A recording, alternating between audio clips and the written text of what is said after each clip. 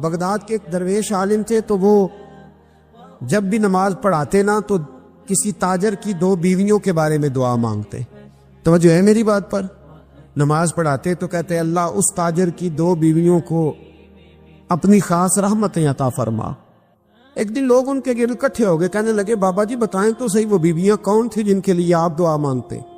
تو فرمانے لگے میرے شہر کا ایک تاجر تھا، بہت بڑا تاجر تھا، مالدار تھا پر بے اولاد تھا. اسے بغداد سے ملک شام جانا پڑتا تھا تجارت کرنے، اور کئی مہینے اسے شام کے ملک میں رہنا پڑتا تھا. اس نے اس طرح کیا کہ وہاں بھی ایک شادی کر لی. توجہ ہے نا میری بات پر؟ کیا کر لیا اس نے؟ دوسری شادی کرنا مرد کے لیے جائز ہے، تیسری کرنا بھی، چوتھی کرنا بھی بھیا کے وقت، مگر اگر انصاف کر سکے تو.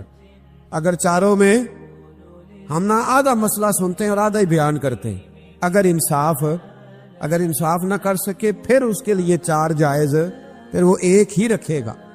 تو عزیز دوست دوسرا نکاح کر لیا، شادی ہو گئی. اب وہ وہاں کچھ زیادہ وقت گزارنے لگا، مالدار آدمی تھا، بیوی کو مکان بھی لے کے دے دیا. اب وہ دیر سے آتا واپس، اور جب آتا بھی تو اس کے وہ والے انداز نہ ہوتے جو پہلے ہوا کرتے تھے. اب بیوی سے بڑا جاسوس بھی کوئی نہیں ہوتا، اس کو تو پہلے پتہ چل جاتا ہے کہ ماجرا کیا ہے، اسے بڑی خبر ہوتی ہے. تو اس نے محسوس کر لیا کہ بدلے سے میری سرکار نظر آتے.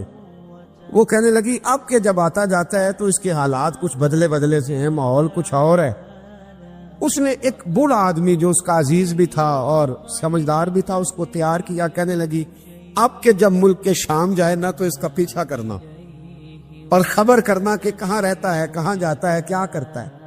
وہ بوڑھے بزرگ جو تھے وہ خاتون کے کہنے پر کچھ اس نے کرایہ بھی دیا. وہ اس تاجر کے پیچھے گئے اور واپس آ کے خبر دی. کہنے لگے کہ یہ تو 2-3 سال بیت گئے، اس نے وہاں بھی شادی کی ہوئی ہے، تجھے بتایا ہی نہیں. بیوی بڑی سمجھدار تھی، حوصلہ مند، زیرک، اس نے شور نہیں مچایا. اس نے کہا کہ میں نا اب جب آئے گا نا تو طریقے سے بات کروں گی اور پوچھوں گی کہ ایسا کیوں کیا.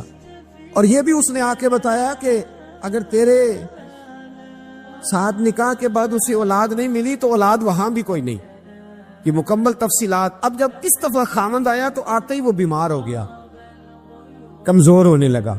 اب خاتون نے مناسب نہیں سمجھا کہ آتے ہی دڑام سے میں اس کے سر پر یہ پھوڑ دوں کہ تو نے نکاح کیا ہوا ہے اور مجھے بتایا نہیں. وہ ذرا تسلی میں رہی، کچھ وہ بیمار تھا، حوصلہ رکھا، خدمت کرتی رہی. کچھ دن گزرے تو وہ تاجر انتقال کر گیا، فوت ہو گیا. اب راز کھول نہ سکا، عدت گزاری، اور جب سارا مال جمع کیا نا تو اشرفیوں کی بوریاں بھر گئی. سارا مال اس بی بی کا، 4 بوریوں میں اشرفیاں، 4. یہاں تو پیٹ کا دوزخ ہے، معاذ اللہ بھرتا ہی نہیں. حل من مزید. وہ جو کہتے تھے نا کہ بس باہر چلا جاؤں اور باہر میں کچھ تھوڑے سے پیسے کما کے 2-3 سال میں لوٹ آؤں گا، پھر یہاں آ کے کوئی کاروبار کروں گا. وہ گئے ہیں تو واپس نہیں آئے. وہ جو کہتے تھے نا بس میں نے اتنا سا کاروبار کرنا ہے کہ مکان بن جائے، انہوں نے 4 مکان بھی بنا لیے ہیں، لیکن بریک حل میں مزید کی دوڑ ہے. اب 4 بوریاں اس عورت نے چھپائے رکھی. کوئی بندہ نہیں جانتا بغداد میں کہ ملک کے شام میں تاجر کی دوسری بیوی بھی ہے.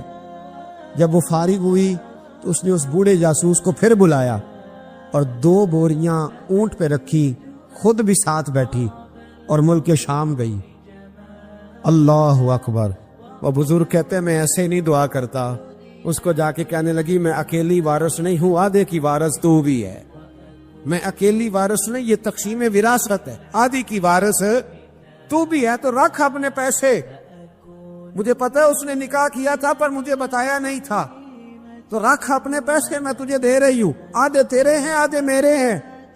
اس نے نظر اٹھائی تو رو پڑی، کہنے لگی نہیں اب یہ سارے تیرے ہی ہیں. اگر تو اللہ سے ڈرتی ہے تو میں بھی رب سے ڈرتی ہوں، اگر تو مصطفیٰ کریم کا کلمہ پڑھتی ہے تو میں بھی اسی نبی کی ماننے والی ہوں. کہا بات کیا ہے، میرا کیوں ہے سارا؟ تو وہ خاتون کہنے لگی وہ 2-3 سال سے میرے ساتھ نکاح تھا اور اس نے بتایا تھا مجھے کہ میری بیوی بھی ہے، اور میں غریب تھی تو میرے والدین کو بھی بتایا تھا کہ میری دوسری شادی ہے. یہ مکان اس نے مجھے لے کے دیا تھا. میرے تمام اخراجات وہ پورے کرتا تھا، نان و نفقہ کا خیال رکھتا تھا، لیکن